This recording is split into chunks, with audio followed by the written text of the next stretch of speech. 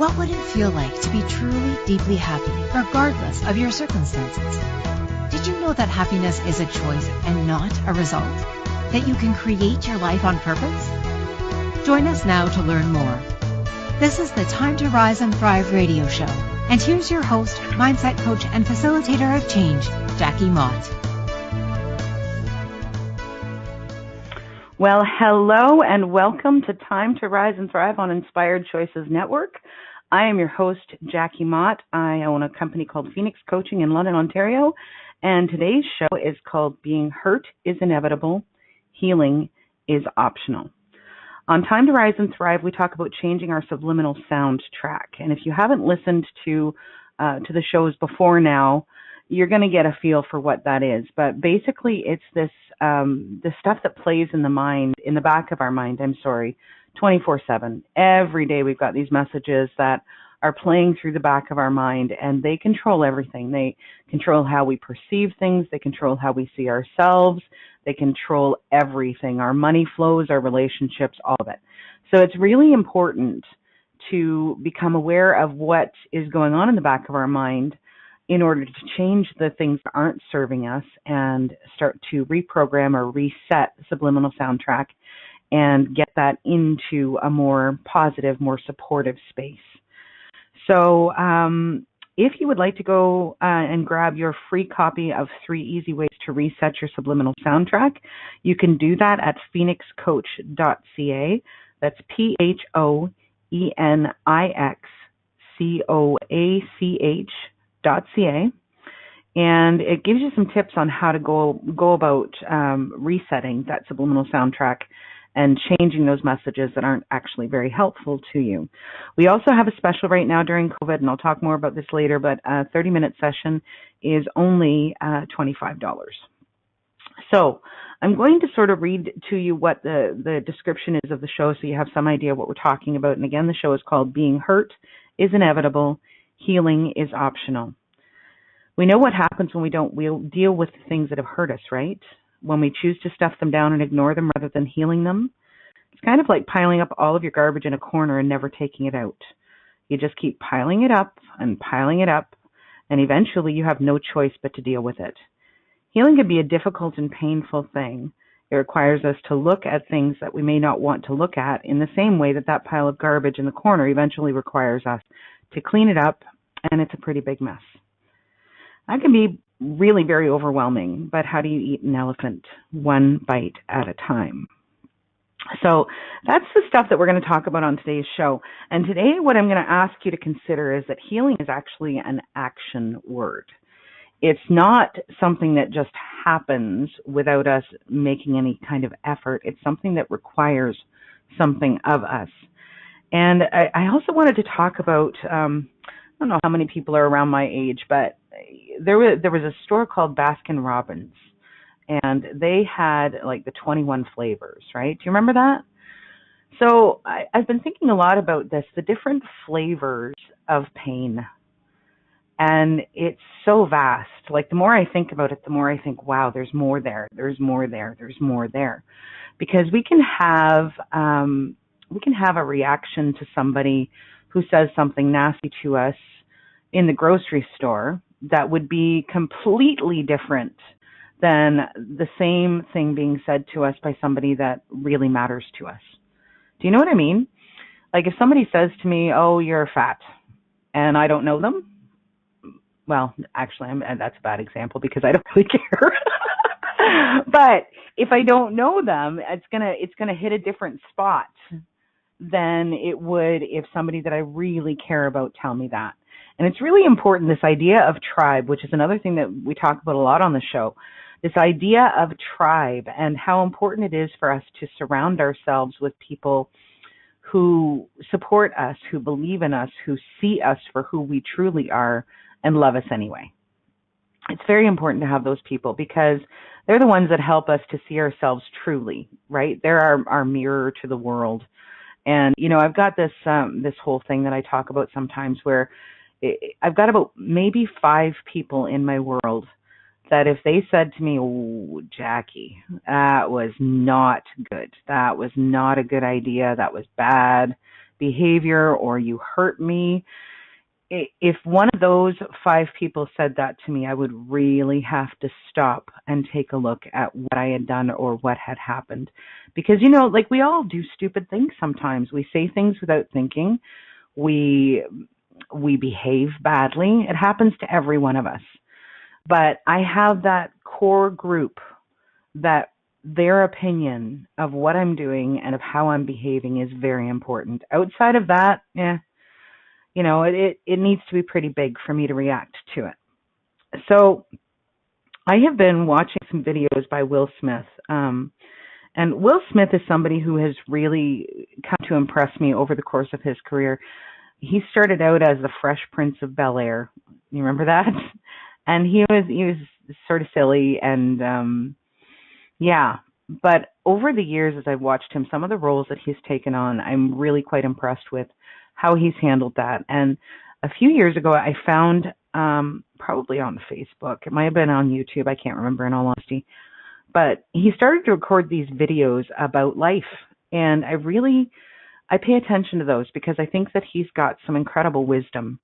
And I remember that there was a video that I saw a few years ago where he talks about what happens, he talks about choosing to heal yourself. He talks about fault versus responsibility. So I think anybody who has reached a certain stage in life has probably been hurt by something or somebody. Some of these things will go much deeper than others, obviously. Some of the things that happen, childhood traumas, abuse, rape, those sorts of things, those can really go quite deep. And they can get some really ugly messages going on that subliminal soundtrack that we're talking about. So I found this quote. It says, when you keep criticizing your kids, they don't stop loving you, they stop loving themselves. And then it says, let that sink in. And it's very true, right? Because how we perceive ourselves and how we perceive our value and our worth and all of those sorts of things actually causes us to create our circumstances. It creates our relationships. It creates who we bring into our world. If you're someone who, for example, has been told that that they're not worthy of being loved, the people and relationships that you're going to bring into your life, if you truly believe that, even if you don't realize it, you're going to bring the people into your life that are going to treat you in that way. You're going to bring the people into your life that are not able to honor you or don't choose to honor you. They don't choose to see you and support you and love you in a way that's healthy. And when that stuff starts to happen, we hear people talk about this, right? It's like, oh, I got out of this abusive relationship and I've found somebody new and they're wonderful and they're amazing. And then a few months later, it's pretty much the same relationship as the last one. And then the next relationship is pretty much the same as the last one, right? So people, it's like a repeated pattern. We bring those people into our world that will give us exactly what we believe we deserve. So it's very, very important. If we have these ideas that allow people to treat us poorly or allow people to disregard us, it's very important to get to the root of that and pull it out. So in this video by Will Smith, he was talking about fault versus responsibility. And I thought it was absolutely brilliant what he had to say. I would really encourage you, if that hits anything for you, I would encourage you to look up that video and have a watch. It's only a few minutes long. But I believe what he was talking about was, like a child who grows up in an abusive alcoholic home. And that is absolutely not your fault. Absolutely not your fault. If you have been abused, if you have been raped, if you have been treated poorly by other people because of their brokenness, it is absolutely not your fault. But it is your responsibility to heal those hurts. It's your responsibility to deal with the pain, to deal with those messages. Because also, not only for ourselves, I mean, of course we want to create a good life for ourselves, but what about your kids? And what about the people, like just the people that are around you on an everyday basis, the people you work with, the people that you bring into your world. You want to, or maybe you don't. I do. I want to be the best person that I can for those people. I want to show up, like really show up. I want to be their safe person. I want them to know that they deeply, deeply matter to me because that's important to me. And if I am functioning from a place of pain and brokenness, how am I ever going to really be able to do that? Do you know what I mean? Like it's one of those things where, wow, I want to give this to somebody else, so I had better get cracking on dealing with the stuff that causes me to be unable to show up the way that I want to show up. And that's really what healing as an action word is all about. So last year, one of the things that really brought this home for me was I was out in my front garden, and I have this patch of garden where, you know, that tall grass that grows up, and it's just annoying. And I had a bit of time, and I had some energy. There was some stuff going on in my world, and I was out there, and I thought, you know what, I'm just going to dig. Because sometimes that can be really quite therapeutic. It's just like getting your hands on the dirt and digging, physical activity, all of it, right? So I'm in there, and I'm digging out these roots from this. Eased me how far they went. They were deep, man. And I mean, the beautiful thing was that I loosened the soil so that I kept on pulling. And as I pulled, they just sort of lifted right up out of the ground. Thank God, because it would have been a job. But what really surprised me was how pervasive those roots were. They were in the other plants. They were around things. They were sort of all entwined. And so as I pulled them and pulled them and pulled them out, I had this sort of awareness came to me that this is what it means to heal. We have to pull things out by the root, because when we don't pull them out by the root, they're just going to come back again and again and again and again. So it's so important for us to get clear on what's going on, what those roots are, get down to the core of it and pull those roots so that we can eliminate the problem. There's no way to get around that. You know, if you don't eliminate the problem, it's just going to keep on coming back. And I don't know about you, but I really prefer to function from a place of happy and contribution and all of those other things, to love people, like truly and deeply love people. And I don't feel like I can do that very well when I am nursing wounds that have nothing to do with what's going on in my life right now. So we all have probably known somebody. I know I've known several people. You know, they get into their 60s or 70s. They're, you know, they've lived their life, and you hear them talk sometimes, and it's like, oh, my parents did this to me when I was a kid. Oh, when I was 25 years old, somebody said this or did that, and it always makes me really quite sad, actually, because I think about how they have nursed those things and carried them with them throughout their lifetimes. They have allowed these things to really sort of get in there and dig those deep, deep roots in. Because clearly it still affects them when they've lived their lives at 60 or 70 years old, and they're still carrying around the pain. They're still carrying around that bitterness and that anger and the grudges and all that kind of stuff. And it's just wasted years. You know, it's wasted years. How many years? 40, 50 years of trauma that just keeps going over and over and over again in a cycle. And it's really very unfortunate. It's just really very unfortunate. So I'm getting the cue here that it's time to go to our break. Just before that, I would like to share with you a quote. It's by Buddha, and it says, holding on to anger is like drinking poison and expecting the other person to die. So while we're on our break, I'd like you to think about that for a minute. So you're listening to Time to Rise and Thrive on Inspired Choices Network, and I'm your host, Jackie Mott. When we come back, we're going to talk a bit more about healing as an action word. What do you tell yourself when you're not listening? This question came to Jackie Mott when she was trying to find peace and purpose in the wake of tragedy. She began to understand that a lot of her pain and choices had been the result of how she perceived herself and her place in the world. and she set about creating a new subliminal soundtrack that would support her in creating a life of abundance, joy, and fulfillment. To learn more about how she did that and how you can do the same, join Jackie on her radio show, Time to Rise and Thrive, every Friday at 1 p.m. Eastern, 12 noon Central, 11 a.m. Mountain, and 10 a.m. Pacific on InspiredChoicesNetwork.com.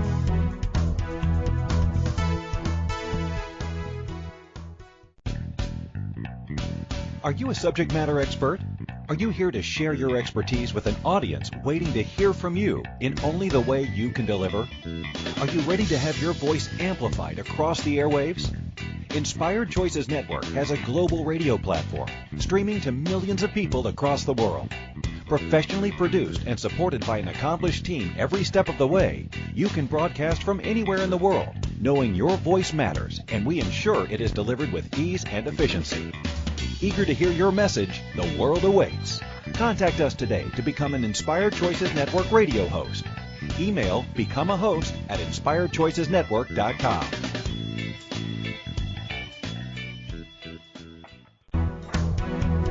This is Time to Rise and Thrive radio show with mindset coach and facilitator of change, Jackie Mott. To participate in the program, call in the U.S. 815-880-8255, Canada 613-800-8736, or Skype us at Inspired Choices Network. For more information, visit phoenixcoach.ca, where you can follow Phoenix Coaching online. Now back to the program. Welcome back. You are listening to Time to Rise and Thrive on Inspired Choices Network, and I am your host, Jackie Mott. The show is called Being Hurt is Inevitable, Healing is Optional, and we are talking about healing as an action word. I know that can be a little bit weird, but give me a second. We're going to go into that, and I think it'll get a little bit more clear as we go. So remember, if you'd like to comment or you have a question, you can call in at 816-800-8255 in the U.S. or 613-800-8736 in Canada, or you can Skype us at Inspired Choices Network. So what I'm talking about when I say that healing is an action word, I've been thinking so much about this lately.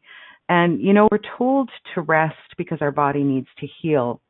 I think that for me, I didn't really think about it as being sort of an active process. But, if you have a surgery or if you have a broken bone, for example, think about it for just a second. You're resting because you're told to do so by the doctor. But what's your body doing? Your body is not at all restful in that time. It is fighting off whatever, cells or viruses or whatever it needs to do in order to bring you back to a healthy place. If it's a broken bone, then it's creating whatever cells need to be created in order to mend the bone. If you've had a surgery, then it's doing what it needs to do to adjust to the new way of your body being. It's absolutely not a restful thing or a quiet thing that happens. It's a very purposeful, very active process, healing. So when we put that also into the idea of, how we heal those emotional wounds, how we heal those messages that are going on in the background of our mind every single day that are actually helping us create or harming us in creating our world, it makes perfect sense, right? It's an active thing and it requires some effort. So a few years ago, something happened that it was quite difficult for me. And I remember a friend of mine offering to let me use her cottage for a weekend. I really needed to get away for a few days. And she said, cottage is empty on the weekend. It's yours. So I got into my car on Friday and I was driving up to this beautiful cottage up in the Muskokas, and I was crying while I was driving. I was trying to process the thing that had happened and sort of the impact points and what I needed to do with that. And I remember pulling off the highway at a certain point to get myself a coffee.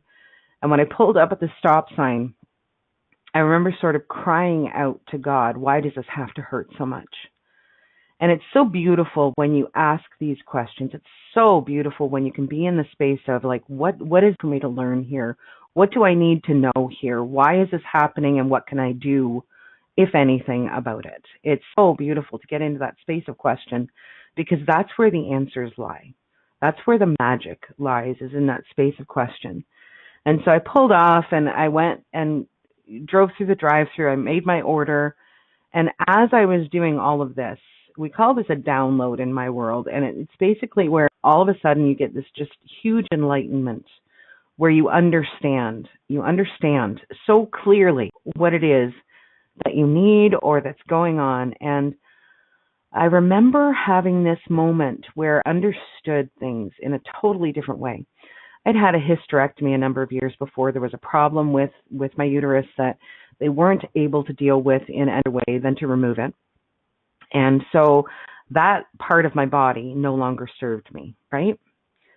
And what I understood as I was pulling off to get my coffee and going through the drive-thru was that the reason this needed to hurt was exactly the reason that the hysterectomy needed to happen. There was a part of my life that no longer served me, and it needed to be removed for me to move on and do whatever it was that I was meant to do at that time or in my life in general. It had to be removed. And surgery, there's a whole process. We have to get used to a whole lot of different things. So sometimes when something gets removed from our lives, or a person gets removed from our lives, it can hurt us and it can cause us to spin into that place where things are really painful. Our heart is broken. We're in a place of grief. And we must deal with those things so that we don't carry them ahead into the rest of our lives. Like we just talked about, who wants to be 90 years old on your deathbed and mad at your mom for saying something when you were 5 years old? It's a waste of a life. So, there was this whole process. And I remember that entire weekend I was thinking about that idea that some piece of my body had to be removed. And in this case, a piece of my life had to be removed in order for me to become who I was actually born to be. It's kind of a crazy way of thinking about it, but it makes perfect sense, or at least it did to me. So as I was going through that weekend, I was thinking about, when I was probably online looking at stuff, but I was thinking about this whole thing. And I came across I'd seen it before, but it meant something different in light of those circumstances. There is a practice in Japan called kintsugi, and I hope I'm saying that properly. But the Japanese, they have a practice of mending objects that are broken with gold. And what that does is it actually highlights the cracks, it highlights the breaks, because in my understanding, they honor those things. They honor the breaks and the cracks that have allowed you to gain wisdom, that have allowed you to become stronger and smarter and better. Because often, without those breaks, we don't become who we were meant to be. So, removing the things that no longer serve us, honoring those breaks. And I actually sat down at the table at the cottage that weekend, and I'd taken smart supplies with me, or maybe I stopped and picked them up, I don't know. But I remember creating this picture of a heart, and then taking gold paint and seeing the cracks. And it was absolutely beautiful, just this idea of that every break in our heart is a beautiful thing. If you think about it for a second, it really is because we've loved. There's a thing that I keep seeing on Facebook where they talk about grief being the price that we pay for having truly and deeply loved something. And how beautiful is that? How beautiful that we experience this loss only because we were willing and able to engage fully in that process and that thing that it means to truly and deeply love somebody or something. How much of a gift is it that we can experience that? We don't get to a certain point in life and not have ever been hurt, not have ever experienced a deep heartbreak or a deep loss. And what would it mean if we could look at those things, if we could look at those losses, if we could look at those scars and honor them in the same way that we would honor the kintsugi in Japan. The process of honoring that place in ourselves that has been broken and has stood back up. There's another quote that I see, and it has this picture of a lion's face. And the lion's face is all scarred and marked up. It says, "Never be ashamed of a scar. It simply means you were stronger than whatever tried to hurt you." I wish I could give credit to whoever said that because it's absolutely brilliant. Those things about ourselves that we don't appreciate and we don't love are often the things that make us the most beautiful. Those scars and those breaks and those cracks are the things that allow us to show up in a different way because we don't know until we've experienced something. You will never know grief until you experience a loss. You will never know heartbreak until you have loved somebody so much that it's possible that you would be hurt in that way by their absence. Do you understand what I'm getting at here? It's often those things that make us softer and wiser and more beautiful and more brilliant. But we have to come to a point where we've healed enough that we can appreciate those things. And that healing process is the thing. Yikes. When I was in the garden and I was digging up all of those roots, I was thinking, oh my God, this is exactly what it's like. Those things that are stuck inside me that make me feel badly about myself. This is exactly what it's like.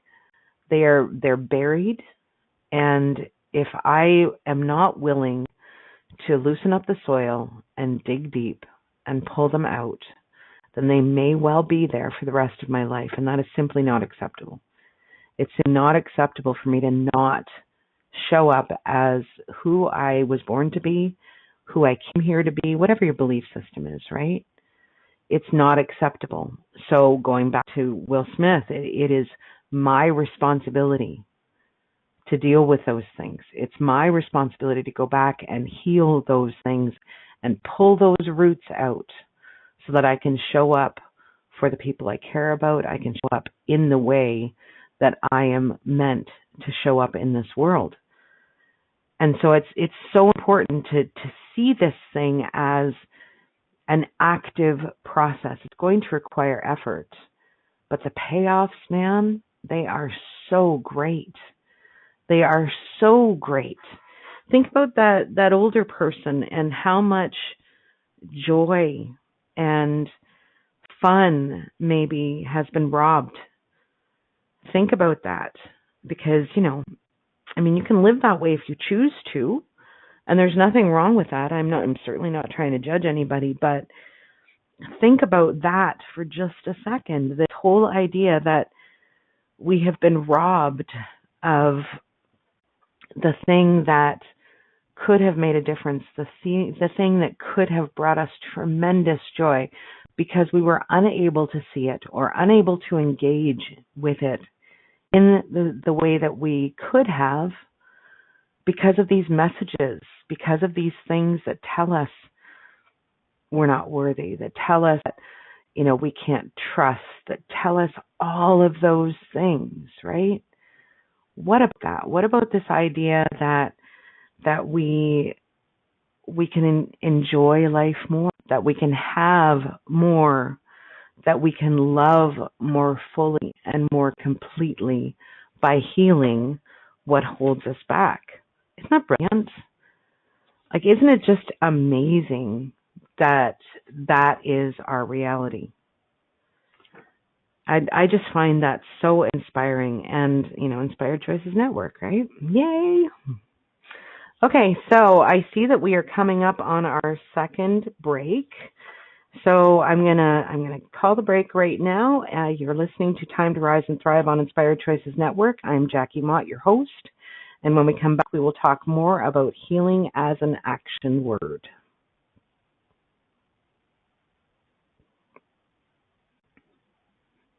Hello.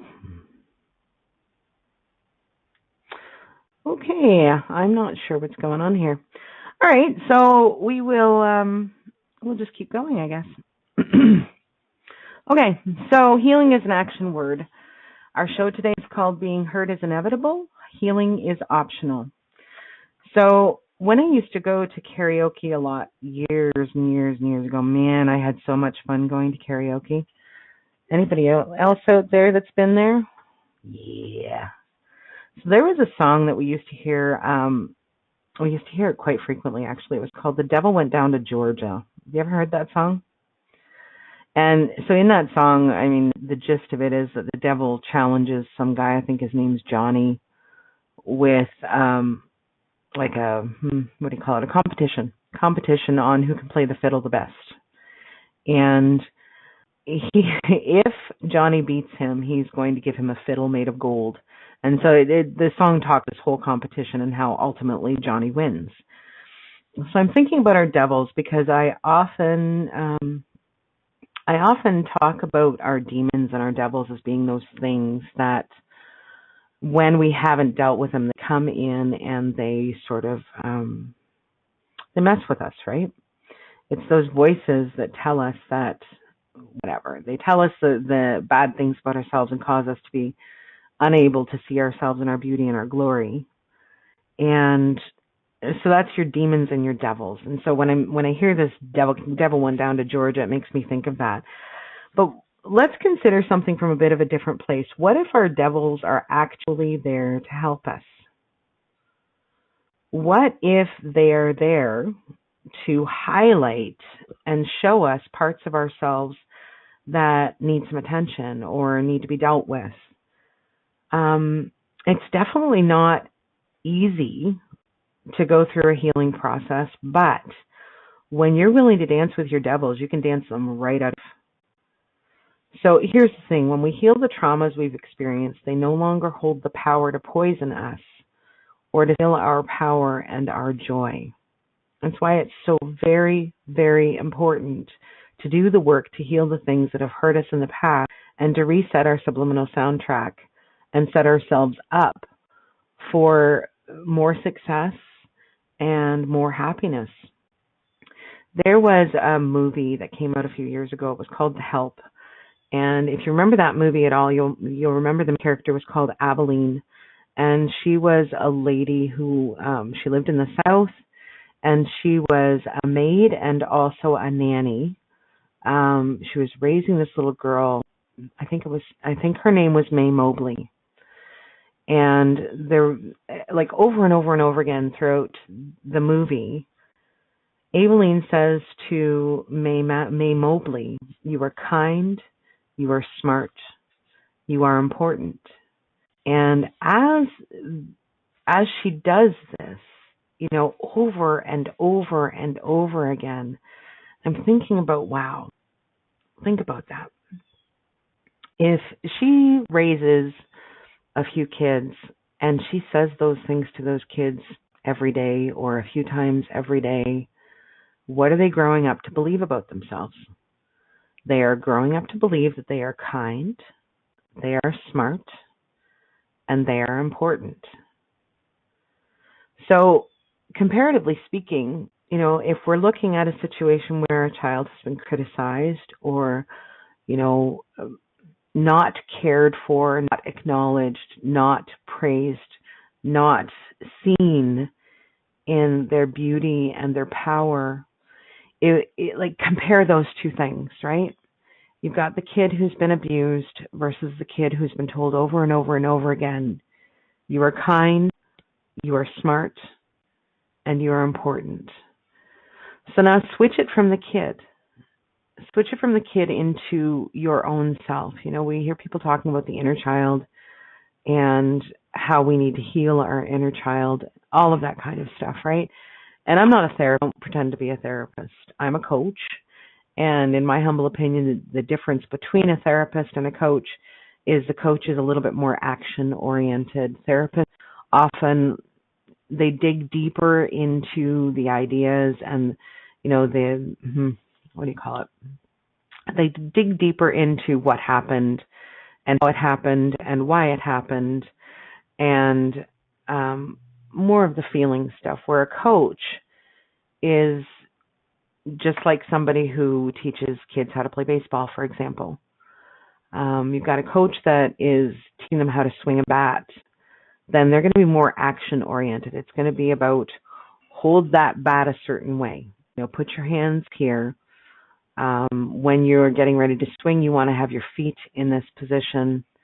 If they're teaching somebody how to skate, then they're going to talk about, okay, this is how you need to move legs. This is how you need to move your arms, all of those sorts of things, right? So in my humble opinion, the real between a coach and a therapist is that the coach is like, okay, let's acknowledge the thing that we need to acknowledge, and what do we need to do to move forward from that and create something completely different that is far more supportive and far more loving to you. Because if you consider this idea of the child that's criticized, the child that maybe is abused, and the child who is told you are kind, you are smart, you are important, over and over and over again. If you consider the differences there, like how brilliant is it of that character and that mindset of, I'm going to fill your cup, messages that make you know that you are important to this world, make you know that your presence, your mere presence here is a contribution in some way, and it's important that you're here, and I'm so glad that you're here. How different are those two mindsets, right? And what different messages do you think those things might create? So if you're somebody who's experienced these things in your life that have made you feel bad about yourself, it's really important to then recognize that and figure out what you can put back in place of those messages. How can you then change what you tell yourself about yourself so that you can start to create those messages that support you, that make you feel like you deserve kind and loving people in your life? Will Smith had another message that I was talking about this morning on my mindful moment. I should tell you about that. I have a page called Phoenix Coaching on Facebook, and every morning I record a short message and I talk about something that either inspired me or it made me feel good or it made me laugh or whatever, and that's why they're called mindful moments. So I record one of those every morning, or almost every morning, and this morning I was talking about another Will Smith video that I've seen, and in that video, Will is talking about your tribe, that group of people that you surround yourself with. There is absolutely no getting around, in my humble opinion, that there will always be people in our lives that are not, they're not able to be what we need. How about we say that? Because that's kind of kinder, isn't it? They're not able to be what we need. And in Will's video that I was talking about this morning, he's talking about how you need to surround yourself with people who believe in you. You need to surround yourself with those people who are going to help you become more and help you become better versions of you. When you're getting ready to take a risk, it's so important to have those people in your world, because we can sometimes rely on them to sort of lift us up and help us take the leap, help us believe in ourselves, help us to think that what we're doing, we are actually capable of doing. And so brilliant, right? So brilliant. And so what he was talking about, I think the direct quote was something like, surrounding yourself with people who are throwing logs on your fire rather than people that are pissing on it. And it's, yeah. We all have people, right? And maybe it's a coworker, maybe it's a family member, maybe it's, I don't even know. We all have people in our world who are incapable of doing those things for us. They're incapable of giving us that love and support. And we may not be able to completely get them out of our lives. And maybe it's not a good thing to get them always completely out of our lives anyway. Because in all honesty, those are the things that we can work on.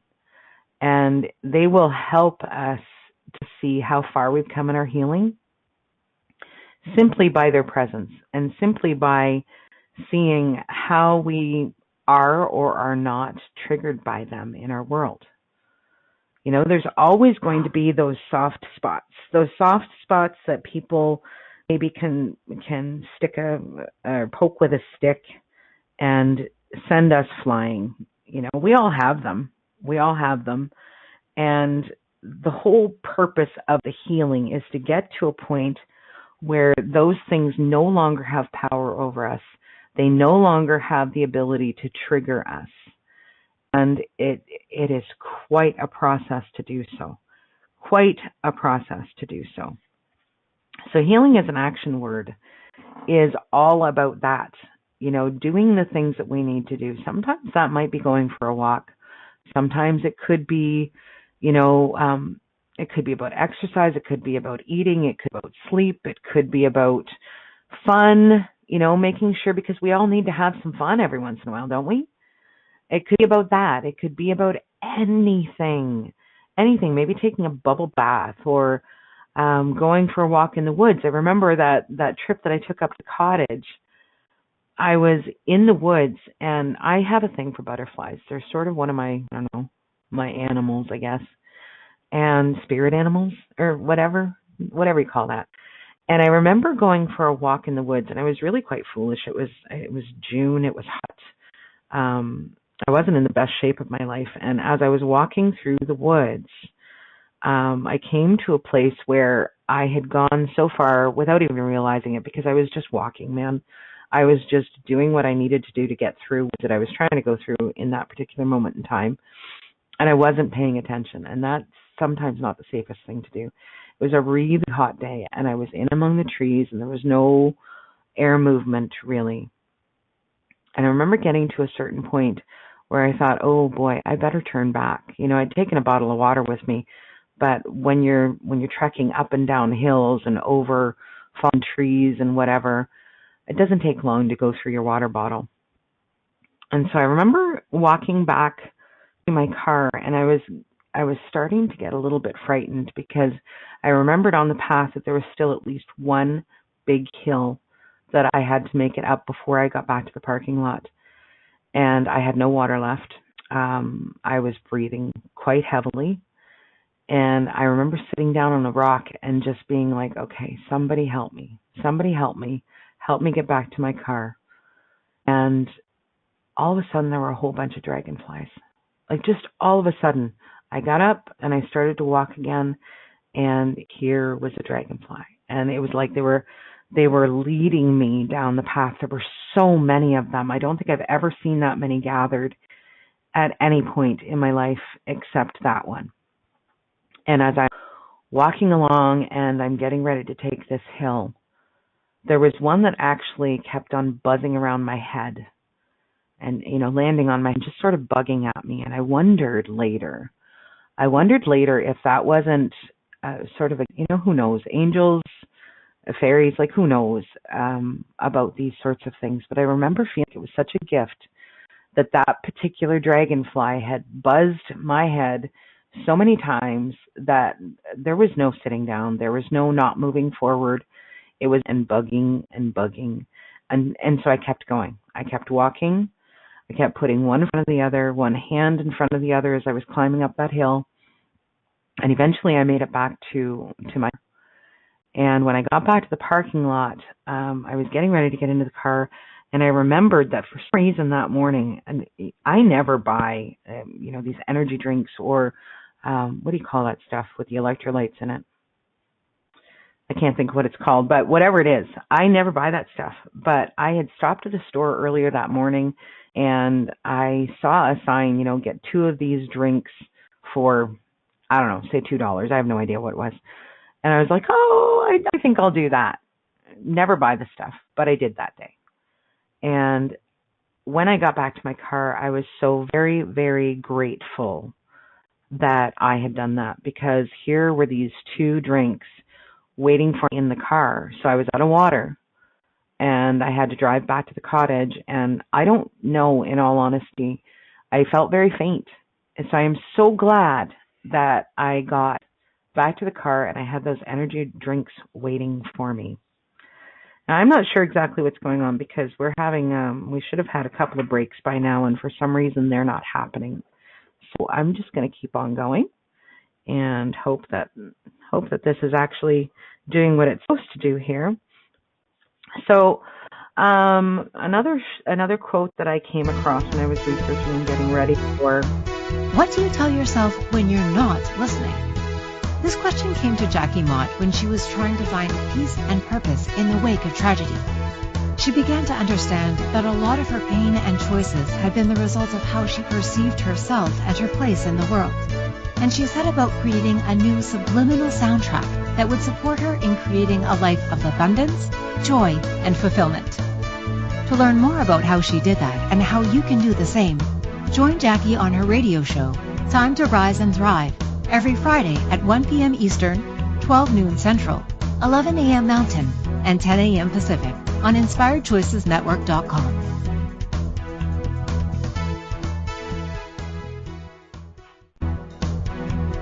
This is Time to Rise and Thrive radio show with mindset coach and facilitator of change, Jackie Mott.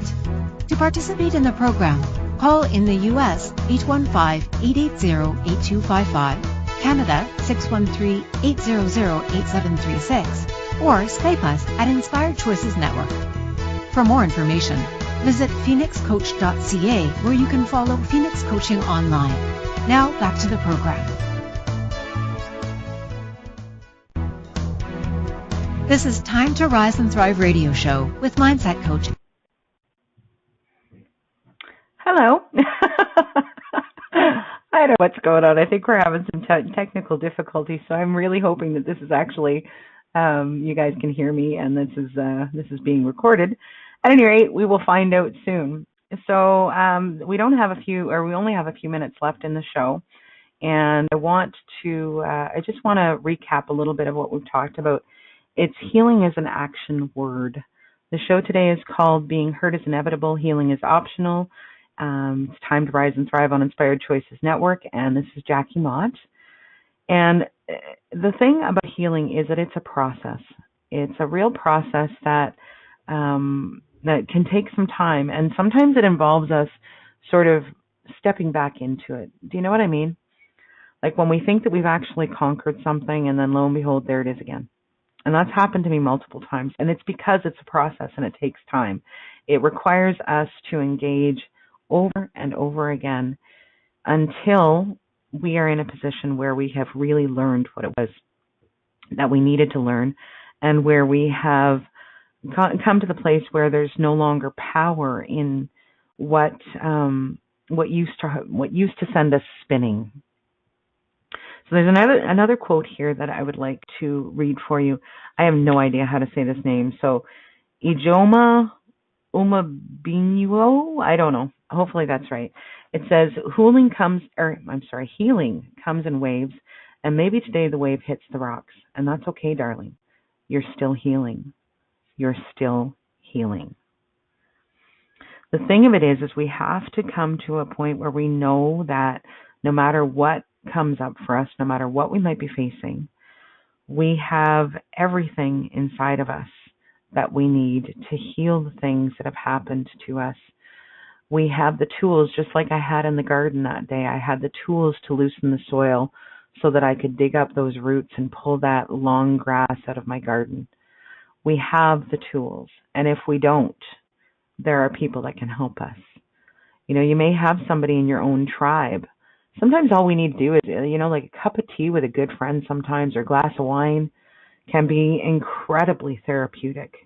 It can be all we really need to deal with or heal the things that we're facing. I've got probably 4 or 5 friends that when something goes wrong and I just need to sort through my thoughts, because sometimes that's all I need to do is just sort through all the crap to get to the thing that I need to know in order to get beyond these things. And I called one of them just a few days ago, and I said to her, will you just talk to me and help me sort through what's happening here? Sometimes that's all we need. We just need somebody to be an ear or to present a different perspective. Sometimes we need a little bit more. And if you're somebody who's dealing with like deep, deep, dark hurts, and you're struggling to get through them by yourself, there is no shame. There is no shame in asking for help. And if you need it, please, please find someone that can help you sort through these things. Asking for help when we need it is actually a sign of tremendous awareness and courage. Talk to your tribe, hire a therapist, find a coach, listen to these things. You know, there's all kinds of different, there's all kinds of different programs that you can find online. There's all kinds of different people out there that would speak your language. Make sure that it's somebody that you're comfortable with. Make sure that it's somebody that would challenge you. I remember a therapist I worked with a number of years ago. We had just moved to Alberta, and I was sorting through some stuff and really having some trouble with it. I was actually in a state of depression, and I went to see him, every week or two. And most of the time when I left his office, I left pissed off because he would challenge me. Oh my God. He would say, "Why are you doing that? You know what the result is going to be. Why are you doing that? Why are you engaging in that way?" And because this, because I have to, because X, Y, Z. And he would go, you know better than that, Jackie. And I would leave his office so pissed off sometimes. How dare you challenge me? My pain is real. My reasons for that pain are valid. And they are. No one's arguing that, but we don't have to engage in those behaviors that take us down the rabbit hole. That is an absolute choice, as is healing. So you can choose to roll around in your own muck. Nothing wrong with that. You may never have the life that you would like to have. You may never have the relationships that you would like to have. But if that's what you choose, if that's what you desire, then go for it. Healing is a choice, and it is an action word. And that is absolutely the truth. There's so many healers out there. There's so many. You go to the doctor when you have a problem with your body. You go to the dentist when you have a problem with your teeth. There's nothing wrong with asking for the help of a professional when we find ourselves unable to break through things on our own. And I would really encourage you to do that. So I'm getting a message here that we are just about done the show, so I'm going to wrap it up there. Thank you so much for sharing your time with me today. I sincerely hope that the technical difficulties have not affected the recording and that you've been able to hear me talking, because otherwise I'm just talking to dead air, and that's just silly. But thank you so much for sharing your time with me today. We will be back next Friday at 1 p.m. Eastern, 12 noon Central, 11 Mountain Time, and 10 Pacific. Next week's show is actually called Owning Your Brilliance. Please be an arrogant jerk. How do you like that, huh? Yeah, so don't forget to go to phoenixcoach.ca to download your free copy of 3 easy ways to reset your subliminal soundtrack. If you would like to take advantage of one of our 30-minute sessions for only $25, please contact me at jackie@phoenixcoach.ca. Thank you so much for joining me today for Time to Rise and Thrive on Inspired Choices Network. I am so grateful for your time, so grateful to the team, and I'm your host, Jackie Mott of Phoenix Coaching in London, Ontario. Until next Friday, remember, it's time to rise and thrive. Thank you for joining us for Time to Rise and Thrive radio show. Jackie Mott will return next Friday at 1 p.m. Eastern Standard Time, 12 noon Central, 11 a.m. Mountain, and 10 a.m. Pacific on InspiredChoicesNetwork.com. We hope you'll join us. Have a fantastic week, and remember, it's your